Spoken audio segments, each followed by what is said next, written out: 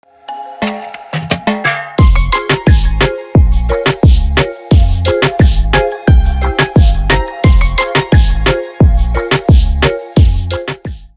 right, what's up, everybody? My name's Jack Maxwell III. I'm stoked. This is episode 1 of the Brightsiders podcast, where there's always a bright side. Today, our guest is Daniel Roberts, host of Giving Town podcast and realtor with Premier Property Group. We'll let him tell you a lot about himself. Welcome. Thanks. Glad to be here. Awesome. Yeah, I knew you in the community, uh, seen you quite a few times, and then you heard me. I was traveling around sharing my story, and you heard me at City Club. And so you asked me to be on your podcast, which which was pretty amazing. I really appreciated the opportunity to just have that conversation and tell my story. You could find that story at givingtown.org, right? So it's the easiest place is probably just on like Apple Podcast or Spotify or Google Podcast. Yeah. Under the Um, Giving Town podcast. yeah, I don't really keep the website up to date as I probably should, but it's like most people just go to their favorite podcast platform. So I have the website, but I don't really keep it updated with all the episodes, which Great. I think about that a lot, and I'm just like, other priorities. Yeah. Okay, scratch that. Just go to any of your most used podcast systems and you can find him there. Yeah, Rising from the Ashes with Jack Maxwell III. That's the name of that one. Yeah, check it out. It was really great. So what this means is when I was sitting with you, you're partially to blame or thank for this happening because you challenged me. We had a conversation that I always wanted to do this, and you challenged me to get it done in January. It is February, but we did it. Yeah. Yeah, I challenged you on air because I knew that you're competitive and you wouldn't want to back down from the challenge. Yeah. So you're welcome and or I'm sorry, Yeah, whichever yeah, is. yeah. Whatever it ends up. If we have two people following by the end of the year, then you're to blame. And so yeah, I appreciate it. This is a dream of mine, and having you on to share your story, a story that I think is pretty incredible, is amazing, and I'm really looking forward to hearing it. So tell us a little bit about yourself. Yeah, well, it's hard for me to get out of interview mode too. But since I have a podcast and that I know I'm honored to be your first guest, but what is the Brightsiders about? Why or are you getting to that later? Oh, I'm happy to talk about it. I'm happy. Yeah, I want to know what the Brightsiders is about, Cool, and then cool. I'll share about me. Yeah, you got it. So the Brightsiders, in processing through like what I wanted this to be about, the in trying to like narrow in on something, I realized I wanted to be less narrow. I wanted to be more general. I wanted to be something where people listen and they laugh. They they can just be their genuine selves, hear people who are being their genuine selves. But mostly like the idea that life is really, really difficult. And every day life is extremely challenging in the best scenarios. And the truth, though, is that it's also like this beautiful miracle. How I share it is a beautiful shit show because it's so beautiful, but it's also this like chaotic, just just nutso world. So for me, it's about knowing that both exist and then trying to see the bright side. I think that's what hope is. Hope is choosing beyond all odds to focus on the positive, and hope is in, as I share in my story and you share in yours and many share, survivors are ones that have overcome. In I was watching the movie Mufasa, I haven't just seen it yet. so good, just Okay, yesterday. okay. I'll watch it then. And one of the proverbs from there is a African proverb that says, "To be lost is to learn the way." Hmm. And what I love about it is that we can either like be a victim or we can find like victory in the surviving of being a victim. And so that's what it's about. It's about we as a team of people, because I can't do this on my own. We were made with all these people on the planet not to just do this alone. And it's plural, the Brightsiders, because I believe that a group of people focusing on the positive is going to create change.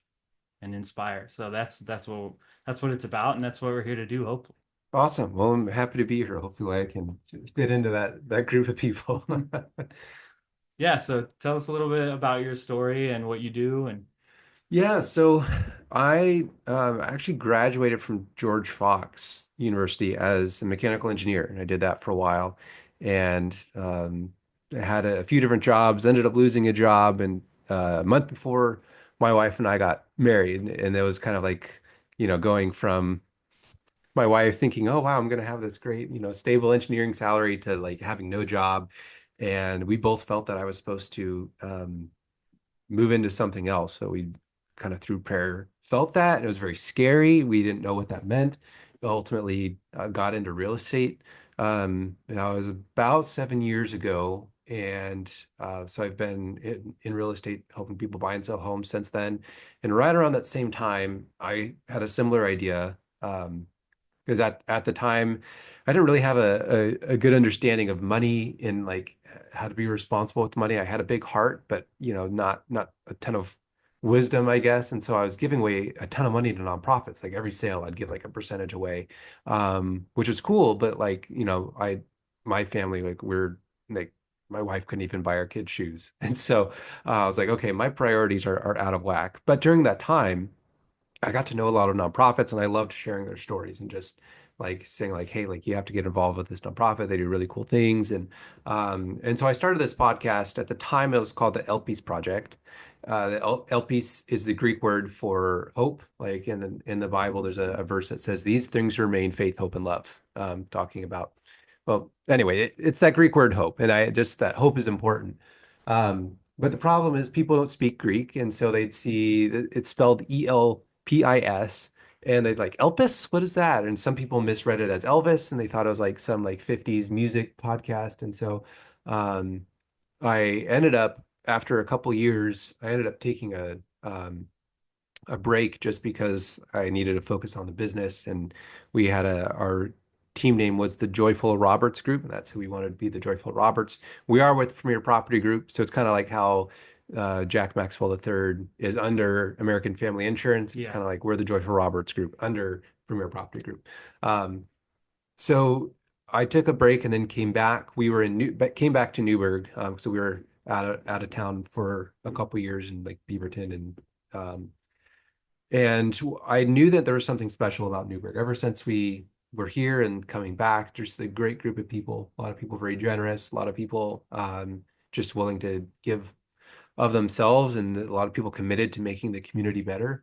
And felt like the name, the Giving Town, really encapsulated that. And so it became somewhat interviewing nonprofits about the great things they do, somewhat about interviewing individuals who help make the community a great place to be.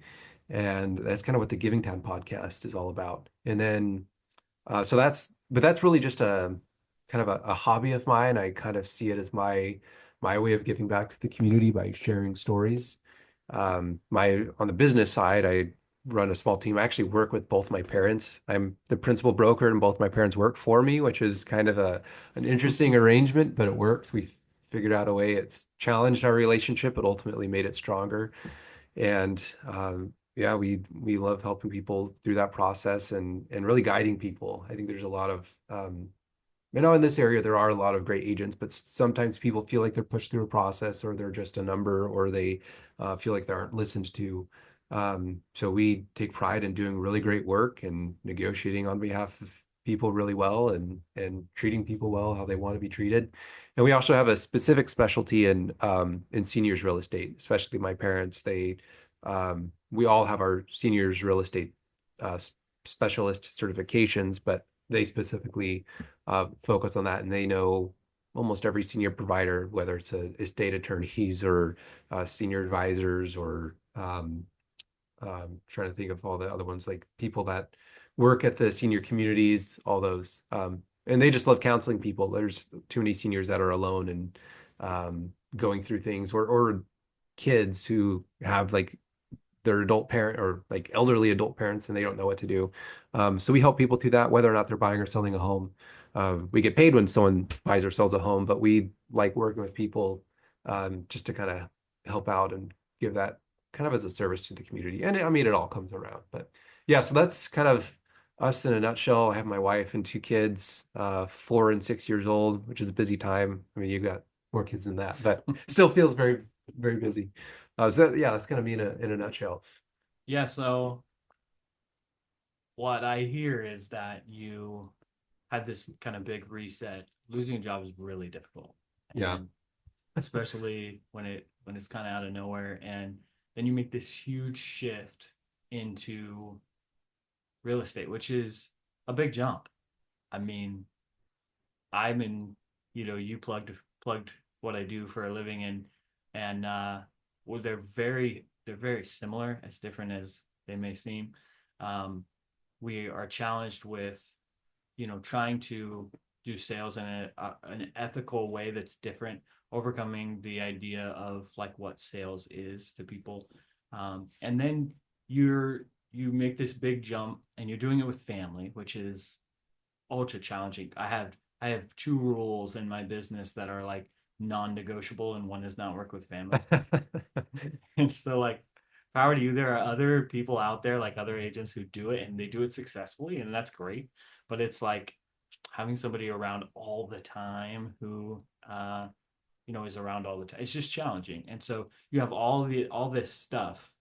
And while you're in that, you're giving too much to, you get this new position and do this new job, and then you're giving too much out, which is, I mean, it's kind of a big great problem, right, where you're just so Yeah. kind but too kind.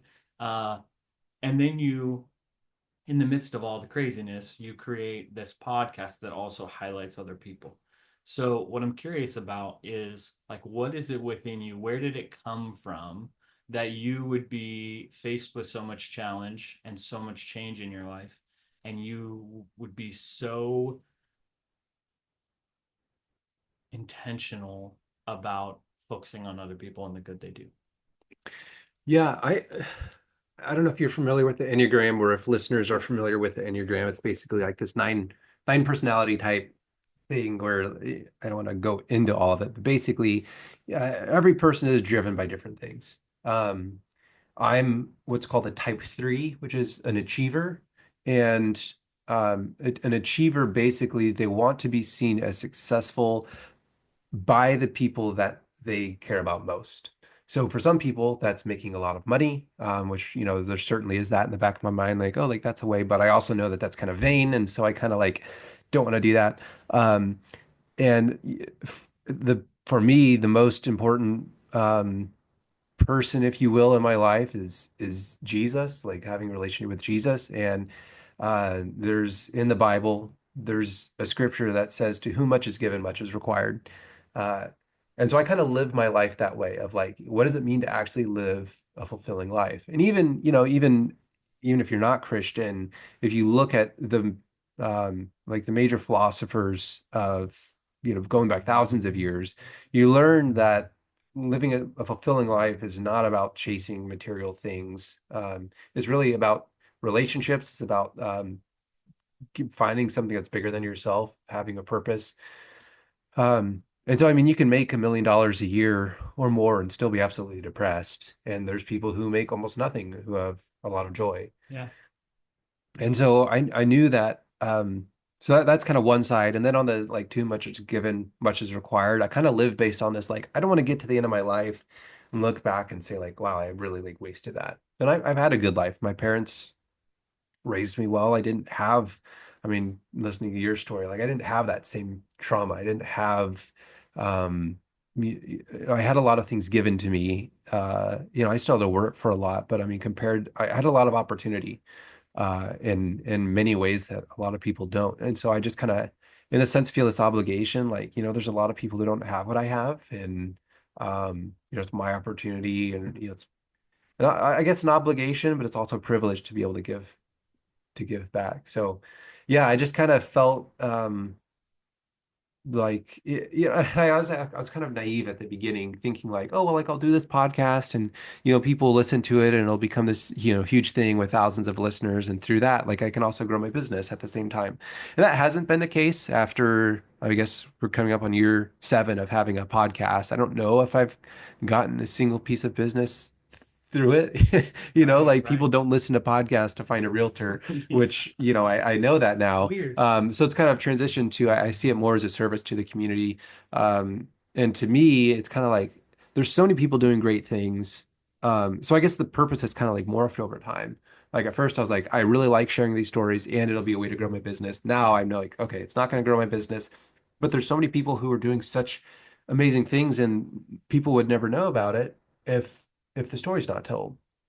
And that to me seems like a shame. Like we see things in the news, um, especially over the past several years. The school district is one in Newburgh, or like whatever negative thing happening, and people would research Newburgh and that's what they would find. Yeah. And that to me seems so sad because Newburgh is an amazing community, and I think people need to know how great it is.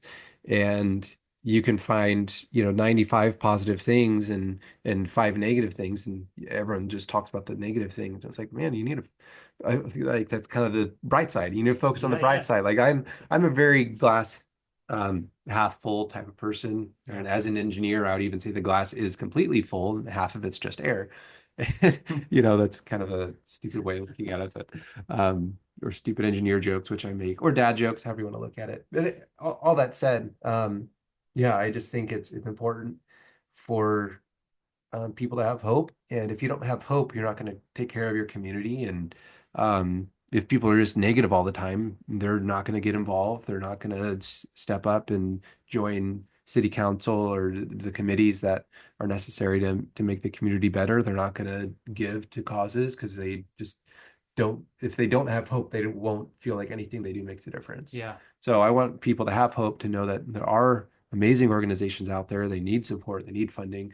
And to me, the most exciting thing is when like someone listens to the podcast and they're like, "Oh wow, like I also run this nonprofit and it works perfectly with what these other people are doing," Yeah. and they get connected and they're able to do something together that they couldn't have done otherwise. Or someone starts becoming a regular volunteer or a regular sponsor of a nonprofit because of listening. So that to me is kind of the a big win on the, at least on the podcast side of things. But that's um I'll probably get, I think you're asking later about, people who have affected me, but I'll just say now, it's interesting seeing my parents out in the community, um, and realizing that I I didn't realize how much I'd absorbed from them. A lot of what I do is based on like I see it in retrospect, like I see them out being involved in the community. I'm like, oh wow, like okay, I kind of see where I got it from. So I think it was modeled for me in a lot of ways. So that's probably another reason why I am the way I am, I guess. Yeah, and that's amazing. I mean, support is so someday I'm writing a book and I'll be done by like 2060 probably because like I over analyze and I get 5 sentences in and then I want to change that 5 cents. I can't get anywhere. So it's a challenge. So I'm hoping that this podcast can be kind of an outlet for that. But having the same realizations of the things that are in my book, which is like how important support is, right? I'm learning, I have 5 kids and I'm learning that they're going to be them regardless of how well we parent. Parenting is so challenging. Uh, so that's going to happen, but the support makes such a huge difference, right? When they make the mistake, they're going to be able to come to us and say I screwed up versus hiding it and then feeling guilt and shame about it and then going on and lying to cover that up and creating this big like shame cloud. Yeah, And yeah, I'm a firm believer that shame is only negative, not positive. It can't ever help you. yeah. So like having the right support is so key. And I'm so glad to hear that you have it. You said, glass half empty, half full. One of my beliefs is that it's both always, right? Mm.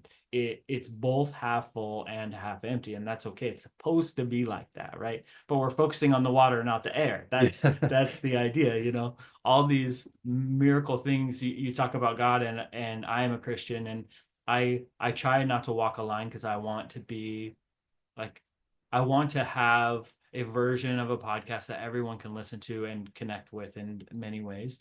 So I try to be general, even if like my beliefs aren't. But what I can say is that there in all of this, like there are miracles in life that are unseen, and we can't know them. We can't like explain them exactly, and those things are like love and air and God and all of Yeah. those things. And so, we have some sort of a requirement to have faith because we can't fully understand those things. What I hear from you is like you came from a great family and you have really great support systems, and you give because you know you should. But what I want people to understand too is that I'm a there are answers where we check boxes and it's true, like I believe you, I know you're genuine, but there is also a level of you that I've seen that is highly emotional, that does things not just because he thinks he needs to, but because he feels it's right.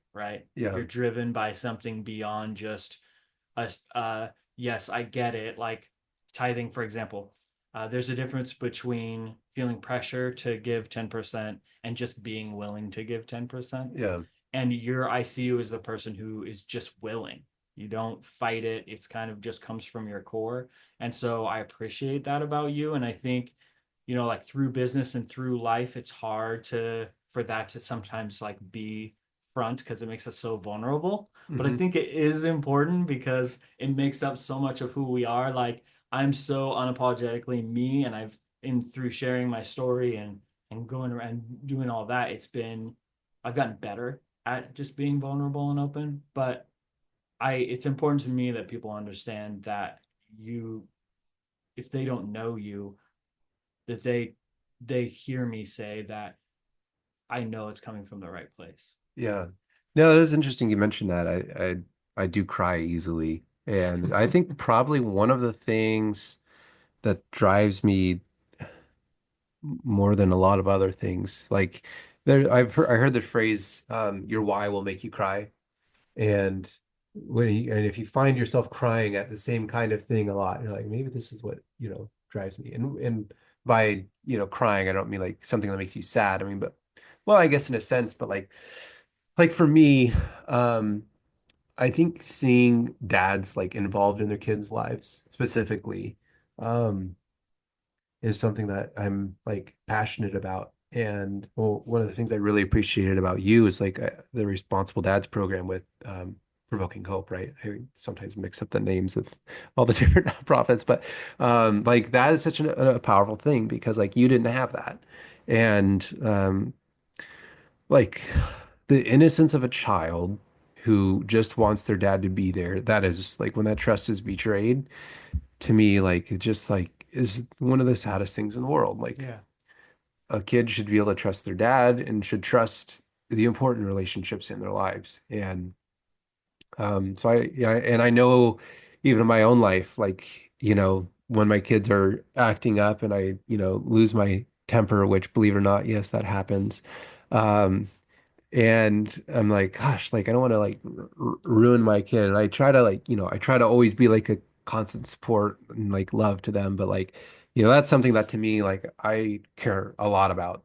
Um, and like seeing people in the community, and it takes everyone. Like if you were raised with trauma, like it took a miracle for you to get out of that. Like you hearing your story, like I don't know what would have happened if every sequence of events didn't take place. But it takes a community. Like it's not like people are just like, I think I'm gonna go and start doing drugs, and I think I'm gonna live this terrible life. Like all those things happen. They would happen to any of us, I think, if we were in similar situations. And maybe not. Maybe there's a few percent of people who can rise above that. But, for people who are stuck in those pits, like it takes us as a community to help them out. And you can't be, if you are dealing with severe trauma, if you're dealing with not being able to hold a steady job, if you're dealing with addiction issues, you're dealing with all these different things, like there's no way you're going to be, able to be a supportive dad for your family. And so a lot of times that'll turn into abuse, and then that just starts to cycle over for the next generation. And like that to me is another like important part of like why is it important for as a community to build each other up? It was that we could begin breaking those cycles. Um, so yeah, I am really passionate about that, and I think everyone has to have something in life that they're passionate about that is bigger than themselves. Yeah. Um, and and I think it has to be something that it is in relationship with people. So yeah, I mean, I do care. And then why, if you say like why is that something that touches me so much? Well, I think I've gone through the work of recognizing that life's not about me. And I think if you ever dig deep enough, like everyone has, like you've got that hole inside of you, like there's something missing. Um, and I think even as Christians, like the typical Christian answer is, oh, like, it's like it's that hole that only God can fill. Like, well, yes, and there's still a lot of depressed Christians. Like Yeah. you can't just say, oh, I believe in Jesus now, and now I'm happy. And yeah, like, and the kind of great mystery that a lot of Christians don't like to reconcile with is that like there's a lot of people who are not Christians who also have peace and joy. Well, how do you factor that in? Yeah. And I believe that God made things a certain way. Some people may say the universe is structured, and I say, well, yeah, who created the universe and what happened before time? All that stuff. And Yeah. my engineering mind goes very analytically, and I don't take simple I don't know. I don't want to get into all of that. But it's like, okay, yeah, but where did the stuff for the Big Bang come from? Like all the matter in the Yeah. universe, there's nothing. So Yeah. anyway, that's just like, and now people believe there's like multiple universes. There's this like if you look into like quantum science, like the new breakthroughs, like some people are saying like, well, this proves that there's multiple universes. And like, I don't know about any of that, Yeah. but maybe like, there's just, we know such a small sliver of what reality is. And if you Yeah. begin looking into like why are we here? And if you think you're just a collection of molecules, like okay, maybe, but at least look at like how your brain works. Like learn some brain science, learn some psychology. For me, getting into sales, and I had to overcome a lot of bad mentalities. And so I had to do a lot of like personal development, self-development, and like through that, learning like how people work, how I work. Um, and I think a lot of people just don't go through that process. Like if you just have your job, you do your job, you come home, you watch TV, you're never really reflecting, you're never really learning about yourself. And if you don't do that, then you're just going to kind of be going through the motions and then probably have a midlife crisis, or, deal with it through alcohol or, something else, to just kind of numb the pain or, being on your phone.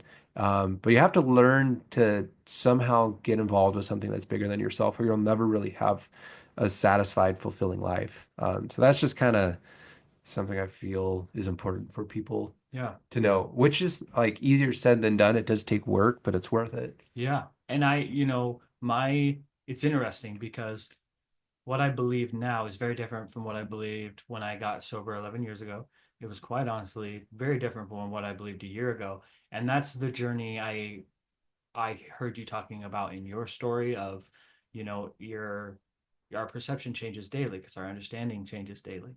And what's incredible for me is that although I'm a Christian now and I would identify my higher power as God, there the way I learned it was like through Alcoholics Anonymous. It said that anything can be your higher power as long as it's not you. Like there's a God and it's not you. And you can't go like you were saying. How can someone go from being abused and trauma and not having a dad to just being a great dad, right? It's the same with life. How can we go from me 11 years ago being an alcoholic, drug addicted, homeless person and then just be successful? Like Yeah. that doesn't happen. So there's this like progression that's required. It's not an option, it's required. We have to progress through in this progression. And what the what this 12-step program taught me was that it could be anything. So I allowed it to be anything. And when I allowed it to be anything, it was something. And as soon as it was something, it was more than nothing. So it was like this incredible miracle that happened that just said, like, there's a God and it's not you, and you don't have to understand it. For me, it's about moving forward, right? No matter where you turn, if you take a step, you're moving forward as long as you're walking forward.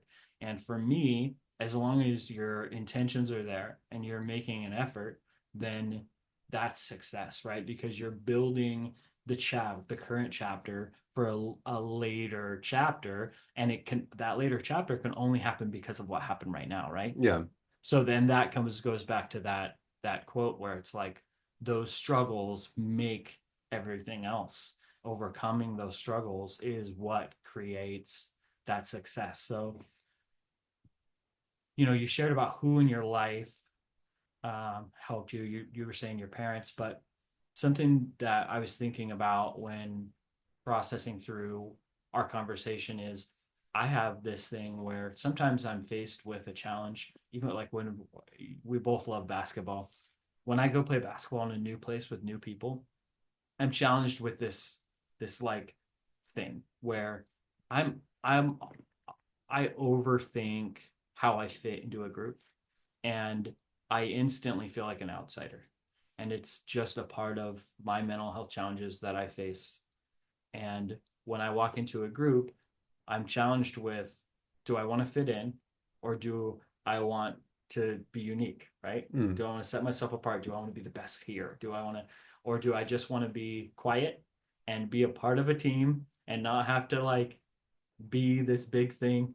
Um, how do you choose what to do in that circumstance? How do you choose whether to fit in or to stand out? It's funny you mentioned that, but I haven't seen you at basketball at the Aquatic Center lately. But um, we were talking about Enneagram earlier. I feel like we talked about that. Are you a type three? Yeah. Okay. Because I was thinking that's kind of a hallmark for a type three is like to try to fit in wherever you are. Um, and so for me, the crowd that like I'm a believer in like surround yourself with like if you want to become great, you have to surround yourself with great people. So like if you first have to decide who you want to be, and then you go around people who are like that.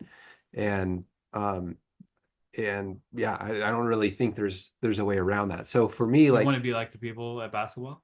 um, if when it comes to basketball, like you play with great people, you'll become great. Now, not that people they're all great, but if you play with people who are really good at basketball, like you will become better. Versus if you only play with, people who've never really played before. So like, I don't want to become like their personalities in a lot of ways, which is why I spend most of my time outside of that, because I see where that path goes. It's very immature in a lot of cases. Um, but so for me, like uh, the people I'm around are like being like a person who like gives of yourself like that. I've always just kind of been around kind, generous, thoughtful people. And so I think that's a part of why it's hard for me to like pinpoint like specific individuals. Um, there are definitely some um that I could point out and say like, oh yeah, like that person has you know and I'll mention some of those. But as far as like when to fit in or when to stand out, fitting in is kind of exhausting. Even though like so like what I was saying, like a hallmark of a type three on the Enneagram is just to kind of like morph and like be an actor. So like I love acting. But to always fit in like with people, if it's not really you, um, it can be exhausting. Like in college, I was just the guy like I'd go and sit at like a different table at the cafeteria and like make new quote friends each time. And I knew a lot of people, and people would welcome me, oh hey Daniel, and blah blah blah. But I realized after a few years of doing that, like, oh wow, I don't actually really have any friends. Hmm. I have a lot of people who recognize me, um, but I don't get invited to birthday parties. I don't get invited on the outings that are, just a dozen people. Like I was on everyone's outer circle. I was on no one's inner circle. And I've since realized it's a lot more valuable to be on a few people's inner circle. And I mean, I'm just by the nature of what I do, I'm still on a lot of people's outer circles, but I don't really care about that as much anymore. And so I don't really when I go into a new crowd, I think I've become more just confident with with who I am Mhm. for the most part. So I don't really feel like if I don't have anything to say, I probably am not going to say much. Like in a new crowd, most people will think I'm an introvert. Um, because I'm like, I, I don't really care if that makes sense. Like, if I'm not like, oh, like I really want to pursue a relationship with this person, like I'll come and enjoy if if something seems like fun, like I'll do it. But yeah, and I also don't spend a whole lot of time around like new crowds. So I don't know, like I just try to be myself. Mhm. And I mean, you could fit in and be yourself at the same time in a way, but I mostly just try to be kind. Like I like laughing, and so I like helping other people laugh, and I'll like make jokes at things, and I just try to like raise the overall bar of kindness. And if I see someone not being kind, I'll like kind of like make a jab at it, like kind of make fun of them making fun of people, and kind of like I think it was Seth Godin, he had a phrase like people like us do things like this. Like, I think that was his like this is marketing Mhm. thing. Um, and so like wherever I am, I try to just like raise the bar of like kindness, raise the bar I love of that. like how we treat each other. Because usually like if one person kind of stands up and says like, hey, let's not do that, um, then usually people like they may make fun of you and say stop being such a, whatever they want to call you. But it's not going to degrade into what it would as if you joined in and Plus, then it'll everyone inspire does. others, right? Yeah, it can inspire others to say like, oh, like I could be like that. And I have like one major regret. Like people say, oh, no regrets, but I have one major regret. And that was oh no, there's kind of more, but one stands out. There was a kid on my football team. He was I think a couple of years younger at the time, and there's a bunch of kids just like making fun of him for I don't remember specifically what, but I was kind of trying not to laugh. I didn't really say much, but it was like, like it can still feel funny like when you're in high school, like, oh, like, kids just like are it's funny. But like I realized like, wow, like I don't know what that did to that kid, but I know it didn't feel good, Yeah. and I don't know how that affected him because I was bullied and I hated it, Yeah. and no one stood up for me, and I really regret not standing up for him and just saying, hey, knock it off, Yeah. like leave him alone, whatever. And like he didn't have anyone who was on his side, and that could have been me, and it wasn't. But this is an important thing too because I think in life it's such a challenge to know like what's right and wrong. And I think Yeah, I for me, I believe at my core that the fact that you even cared enough to think that way means that you are doing the right thing, right? I think that's the gauge, that's the compass. Like how did I learn something from that? yeah, Because it's hard to, this day is the only day like today we've ever lived. And it's really easy when you've never done something before to fail at it, right? yeah, And it's such a big deal for me to like highlight for others. Like, I want other people to understand the importance of having good intention. I was the kid bullied, and that could have played into why I was also the kid who was totally mean to people. It's like, it doesn't make sense, but it's just a part of it. And I would walk away and I would feel bad, and it doesn't make better what I did, but I knew somewhere inside me there was this person who just wanted to treat people right. yeah, And it's hard when there's a lot of people around looking, and they're all doing one thing, not to get kind of sucked into that. And I think that's why being around the right people is a big deal, like you were saying. It makes yeah, a big difference. yeah, And this heart of that I hear from you is what I was talking about. It's a big deal. Like the fact that you think about this still proves that you're a good person. Like how many years ago was this? gosh, probably 15, something like that. And it still gets you to the point of almost tears of just Yeah, like feeling bad. And that matters. yeah, How that impacts you matters. yeah. I'd say my answer going to your question is I think my goal is to try to be around people where I can fit in by being myself. Love it. And, something interesting, even you mentioned with basketball, this whole thing about like fitting in and popularity, is I learned that people's popularity is based on how good they are at what the people are in that group value. Yeah. And so in basketball, if you're really good at basketball, you're going to be popular. Which I'm Um, not. and in choir, I noticed people who sang really well because I did a lot of choir in college. I love singing and music and stuff, but that I noticed like wow like someone who like they may be great in all these other things but if they can't even hold a tune like people are going to be like frustrated with them and not Yeah. really and I just began to notice like in everything like in college like like the really smart person who's like good at all the homework like they're going to be like if that's valued in that setting and in business like the person who's like really successful is going to be like the rich person or the like person who does tons of business they're going to be the popular so it's interesting that you can go to a different setting where like in one setting you may be like, super popular, really Mhm. good at this, and then you go to another setting and you're not as skilled as what the people there value, and so you can feel like Yeah, insecure they could and take the opposite. yeah.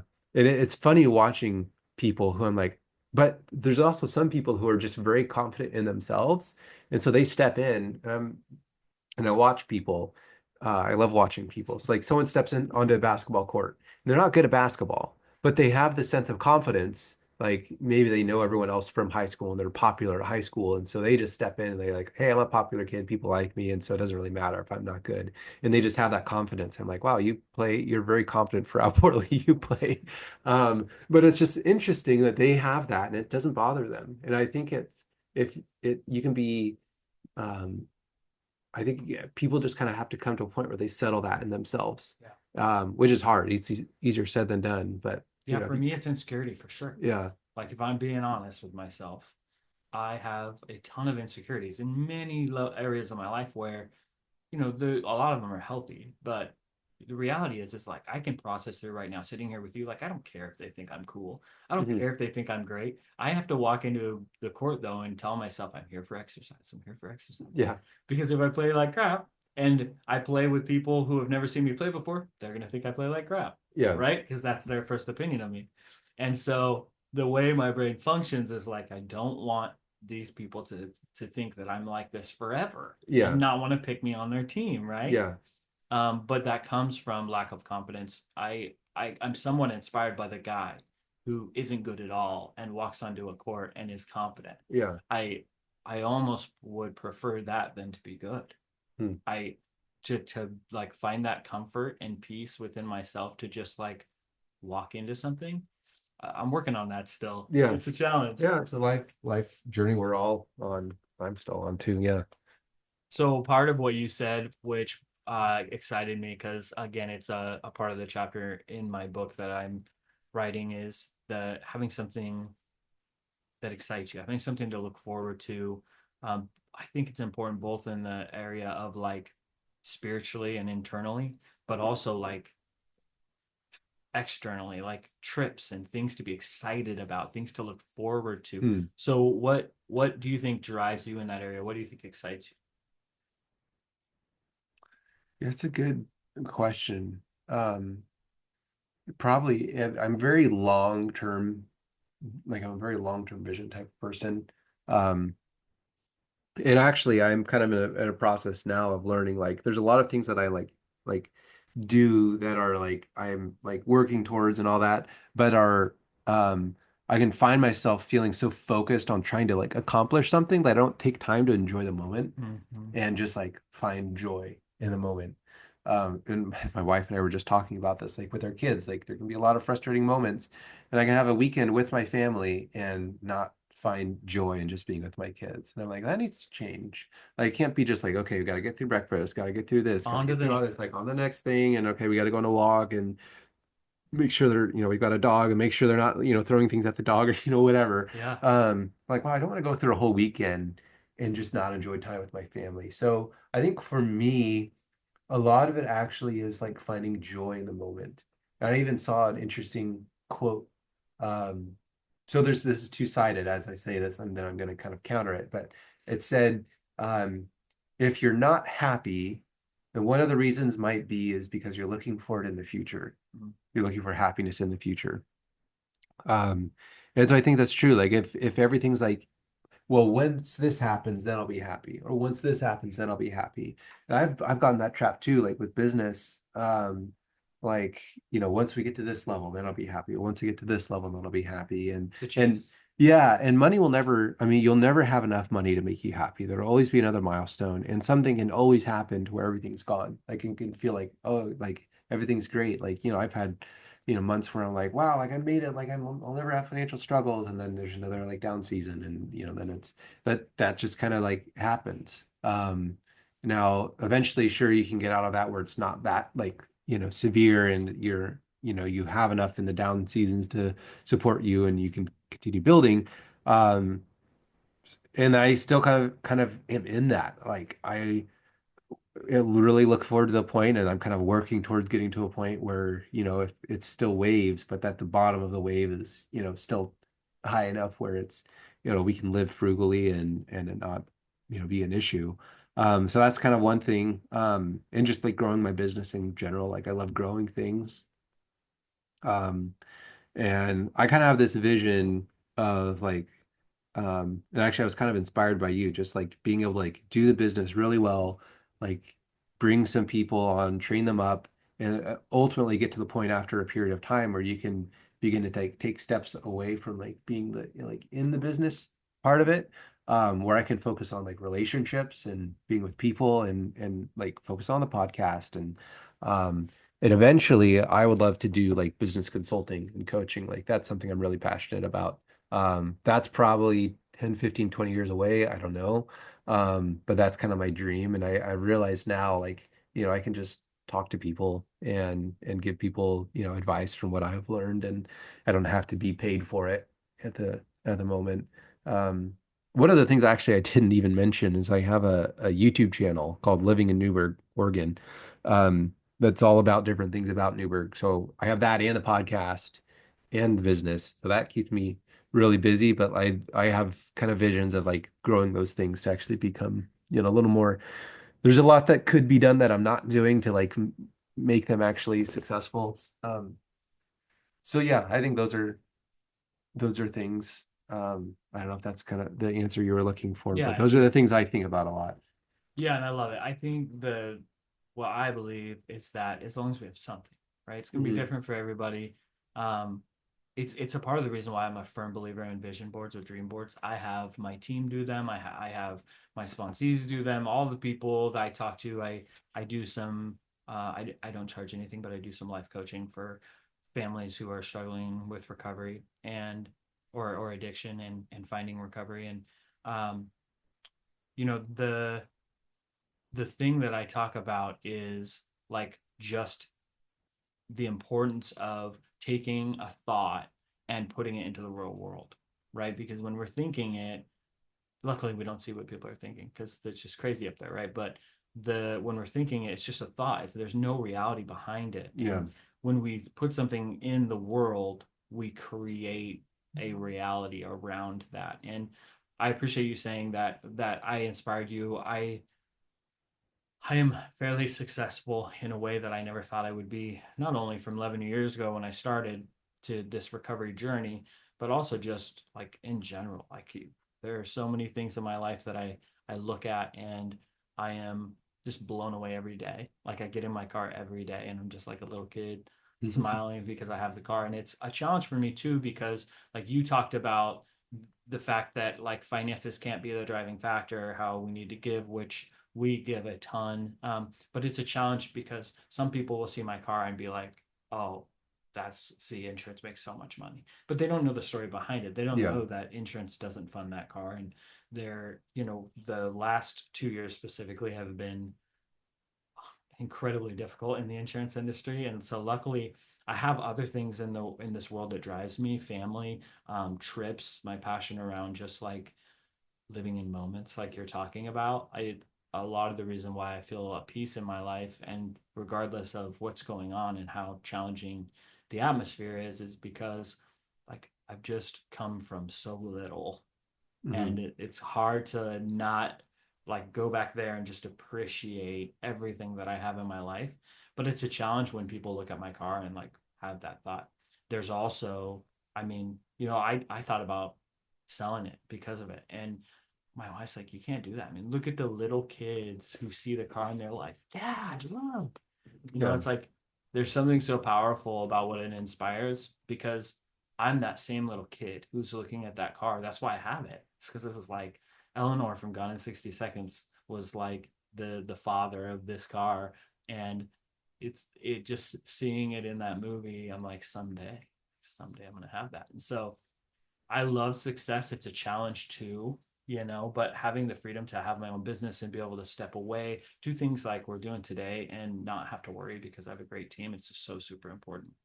Yeah. So I'm glad you have direction. I think it powers all the other stuff. And the part about moments are just so important. They're really all we have. Yeah. It's really interesting, and this is a kind of an aside, but I think, I know I've noticed in myself, and I think a lot of people haven't more than they really even recognize, because I think you have to kind of go through a process of recognizing that a lot of people have a fear of success.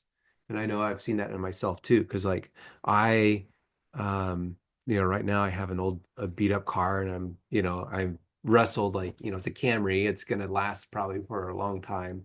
Um, and, eventually I would love to buy a car, but I think about this all the time. Like, I don't want to have a car that's so nice that people like I'm afraid of what people think, like what you've had to deal with. And I think about that, like, well, then what will people think? Or then people will treat me different, or, all those things. And so I'm kind of like, like, oh, maybe we need to like get something that's, just like very generic. And, you know, there's all these weird things. And then like, realtors like, oh yeah, if you gotta have your realtor mobile, like, that shows off your success.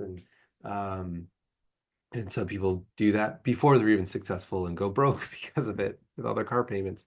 And I'm like, I don't want to ever have a car payment. So, that's also so big to, if you have to pay a chunk out of that's cash. But, that's interesting. It's something that I think everyone has to wrestle with in one way or another.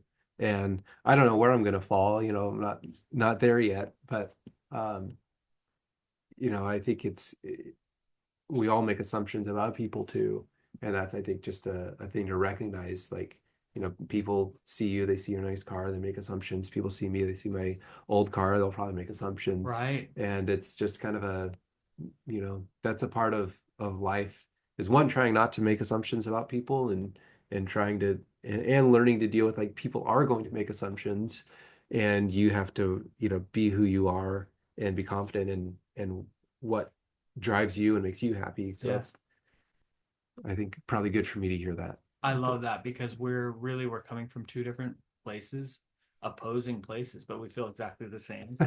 And it's so important to acknowledge like they're going to be the 1% that judge you no matter what, whether you have the old one, the new one.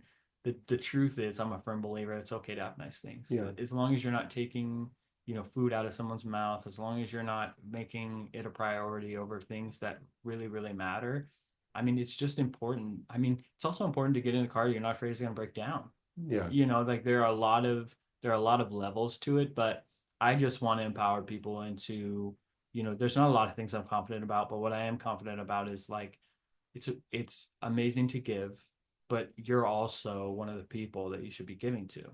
And life, when we have things to be excited about, when I'm able to get in my car and just smile regardless of how I drive or how far I have to drive or any of that, it's an amazing feeling. And so having those things is okay.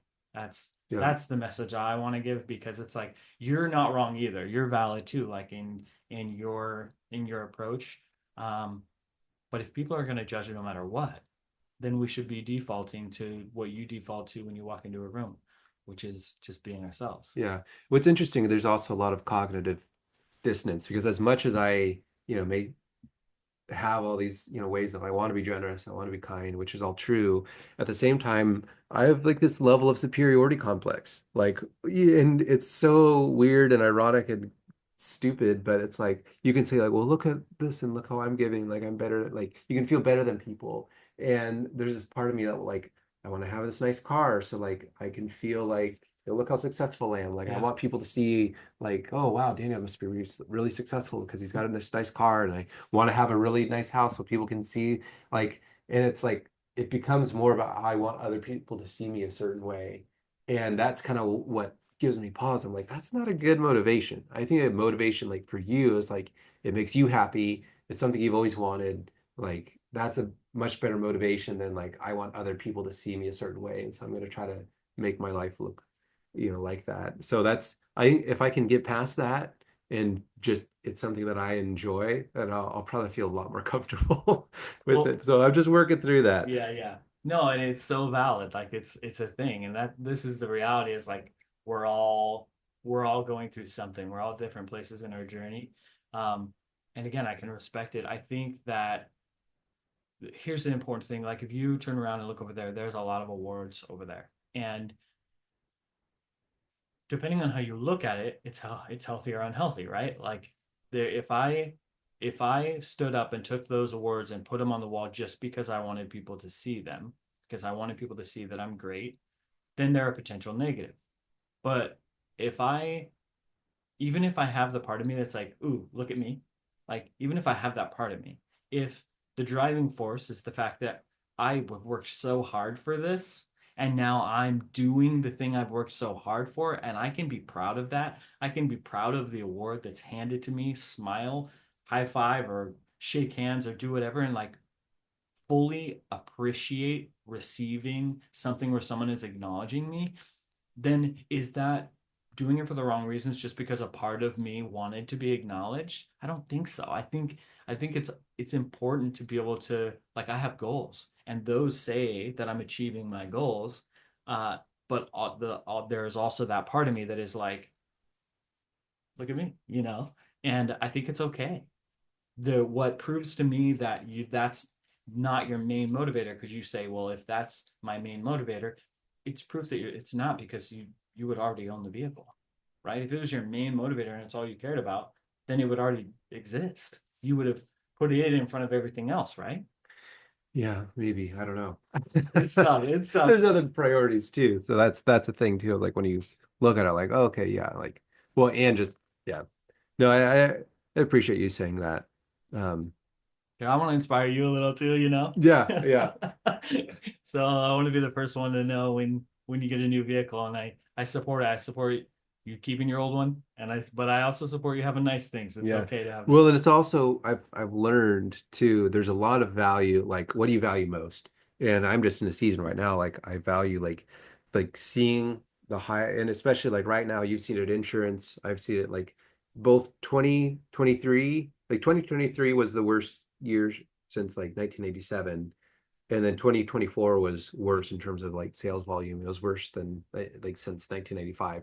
And thankfully, like we had a decent year, but just recognizing like, wow, like, we had good times, we had bad times.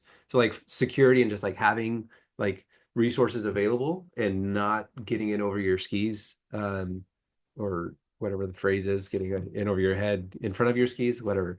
Um, like recognizing like, wow, like there's a lot more value in like having like being like helping my family feel like secure Yeah. and knowing that they're going to be okay because I know a lot of people are having to get other jobs right now and um you know that's to me like I'm just recognizing there's a lot more that we need to have in reserves and I think I know too many people who just assume things are going to continue to get better and then they get worse and um you know living month to month or you don't have month to month is a really hard thing. So Yeah. that's a big part of it too. Yeah. There's a lot of those like and now my savings goals are huge and I'm like once that's done then then we can even begin thinking about it. So right now I think about it but I And it's also a know it's not going goal. to happen. And it's a Yeah. goal. And you're doing actions in your life to get there. Yeah. So that again, like we were saying earlier, that's really what matters. It's like you have the goal and then you're doing action steps, even if it's a Yeah. half a step I'll forward. let I'll let you know. I'll probably ask you questions too. Yeah. So once I Yeah, get to that include me. I research love it. phase, it'll be intense. I love it. So getting close to time, what I want to do is just do a little fun trivia. Uh, Okay. Whether people know about Oregon or not, there are a lot of things people hear about Oregon. I think one of them is being Portland being weird, and I think rain all the time, which is less common now. But I just want people to know a little bit more about Oregon, so I'm just going to ask you a few trivia Okay. questions. All right, so The first one, sadly, Oregon's official animal is not the Oregon duck. What is it though? It's the oh actually I used to make fun of it because I used to be a Beaver fan. It is a beaver. Um but yeah, when the Beavers were better than the Ducks, it was a fun thing to throw at people. I've kind of flip-flopped. I'm not a loyal fan, but I've been a Duck fan probably for like the past decade or so. Nice. But yeah, it is Beavers. Yeah, my brother went to Eugene. He actually lives there now, and so that's how I picked. It's interesting because it's either a school or someone you knew like that team, and that's how you picked it. Hmm. Yeah. But it's funny how we can go from like, yeah, I picked it because my brother liked it, to like freaking out because someone's talking bad about the Oregon Ducks. Yeah. Like I don't have any connection to them I whatsoever. love the contention. I think it's so funny. Yeah, it's fun for sure. So one of my favorite movies. This is one of my favorite movies. What movie was shot in Astoria, Oregon? Was some of its most famous shots in Cannon Beach? The Goonies. The Goonies, man, such a good movie. I watched it again the other day, and it's amazing. Like it's almost fully shot in Astoria, Oregon, and it's just little Oregon. I feel like we're forgotten sometimes, but and then the famous rock at Cannon Beach is just it's a huge. Cannon Beach is not Haystack Rock is not even it's not even like I would not recommend people go there. It's No. so when I was little and they didn't like have guards there, like it was fun. Like we would like try to beat the tide, like in like hopping on the rocks. But Yeah, now like they don't even let you walk on the rocks. Like it's literally just something you take pictures of. and it's cold. Yeah, don't go to Cannon Beach. Go to like Pacific City or something. It's the other climb the sand dune. Yeah, we have some really great beaches, and you go anywhere else and you wouldn't believe it because, you go to Hawaii and they have these warm, incredible oceans. Ours are cold, but it's just like there's something unique Yeah, we got about cool rocks though. that you can't get to. Yeah. Yeah. Okay. Or if you get to them, you could die because the waves are Yeah, don't try to get to them. was the Hell's Cauldron or whatever. Yeah. Anyway, Yeah, it's cold. There's undercurrents, sharks. I don't know, there's man. not that many sharks, right? I don't I know. don't know. There may be none. I All don't right, know. next question. Okay, number three. What famous brand known around the world was created initially in Oregon as the Blue Ribbon Sports? Nike. Nike. I love that it's here. It's like my favorite brand. I, I don't know where I learned about the Blue Ribbon Sports. I thought that's such a weird Yeah, name, but yeah. honestly, I thought I was going to stump you. I thought you Okay. would have to guess Nike just because it's a brand and it was. I have a lot of useless information in my head, so I love it. Someday I'll stump people, not you. Okay, number four. What plane has the longest wingspan of any plane ever built at 320 feet that is located at the Evergreen Aviation Museum? the goose, spruce The goose. goose, the spruce goose. If you Yes, haven't seen it, it's kind of some people it's so big that they go in and go, "Where's the spruce goose?" And like, yeah, it's right there. it's Like, oh my gosh, that's huge. Like it's massive. it's Yeah, ridiculous. Yeah, and we have like flight simulators there. We have like amazing aircraft from all different eras, fighter jets to prop planes, and it's an incredible place. So I hope people visit it. Oregon is not the bad thing that everybody claim it is. It's very cool here. I love home. I yeah, love Yamhill County. Not for the wineries because I'm an alcoholic in recovery, but a lot of people do enjoy them. that's true. Pinot Noir is kind of the main thing. I'm not a huge fan of Pinot Noir. I'm more of like Cabernet Sauvignon, but I've learned to like distinguish wines and like anyway, Does it that's make you feel still fancier? it does a little bit. Oh, I had a client who was like one of the major like wine growers and wine managers, and I knew nothing. And he's like, "Okay, Daniel, like you need to at least know like something about the It's or true, the region that you're selling homes in." for I was like, sure. "Okay, fair enough." Yeah, Yeah, I love that. Hey, I appreciate you taking the time to hang out with me, share your story. I love this conversation. I love the direction that it went. I love that it aligns so well with what the Bright Siders is. The idea that we are just doing our best to focus on the good so that it doesn't feel quite as bad, right? That's what hope is. And I love that no matter how different we are, there are so many things we're alike, you know? hmm And there's finding the similarities, in my opinion, is one of the ways to connect with people that is invaluable because it when that moment when you can relate to somebody, that like aha moment that just feels good, you know, when you talk about the Beavers, or when you know have any interest that aligned with mine, basketball. When I saw you basketball, I was just so stoked. It just feels great to have that. And so finding the likeness and the things that we can relate to people is such a big deal. And so not only was this a great reminder for me, but it just gets me excited for what the future of our podcast is. And I appreciate the fact that you showed up for me in a way that really lit a fire under my butt so that we could be here today.